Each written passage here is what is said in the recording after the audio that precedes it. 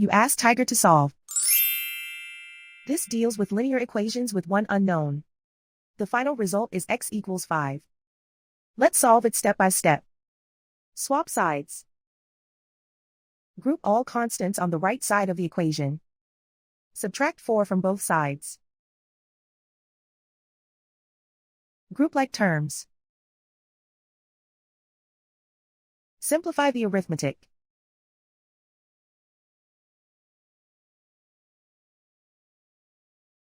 Isolate the x.